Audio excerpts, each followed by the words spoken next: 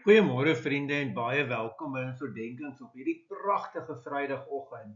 Ja, dit is 'n baie mooi oggend by ons.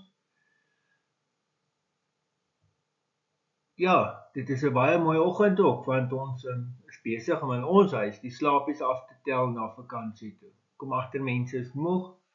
Ons is baie opgewonde. So dis nog 'n week.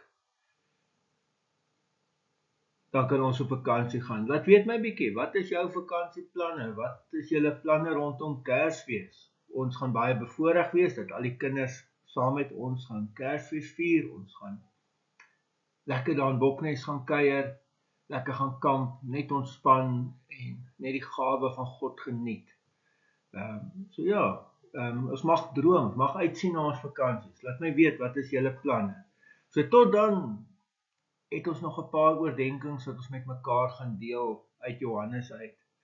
Die een ding oor Johannes se evangelie is hierdie ek is uitsprake.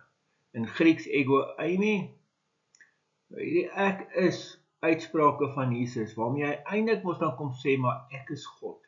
Want dit gaan terug na die Ou Testament toe, daar waar God aan Moses verskyn het by die brandende bos, en Moses vir die Here gevra het, wie moet ek vir die Israeliete sê het my na hulle toe gestuur? En dan antwoord God daar, ek is. En daai frase word nou hier in Johannes net so gebruik vir Jesus. En dit is baie belangrik dat ons besef, Jesus is God. En hy begin in vers 12 van hoofstuk 8 dan.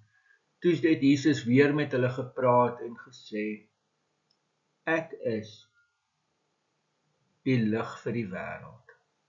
Wie my volg, sal beslis nie in die duisternis leef nie, maar sal die lig van die lewe hê.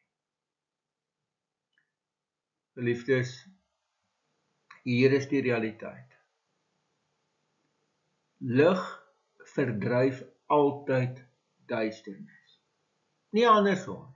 Dit kan hoe donker wees. As jy 'n lig aansit, dan word die plek lig, né? Die grootste hoeveelheid duisternis kan nie lig verdryf nie. Dit kan net andersom werk. So donkerte, duisternis is eintlik net die afwesigheid van lig. Daar's wetenskaplikes wat sê, daar is eintlik nie iets soos donker of duisternis nie. Dis net die afwesigheid van lig, die lig daar weggevat. En dit moet ek en jou oor ons eie lewe besef. Die duisternis in my hart, die donker in my lewe, het daarmee te doen dat ek nie vir Christus daar het nie. Hoe meer ek my lewe vul met Christus, hoe meer verdryf hy die duisternis. Want dit is wat Christus doen.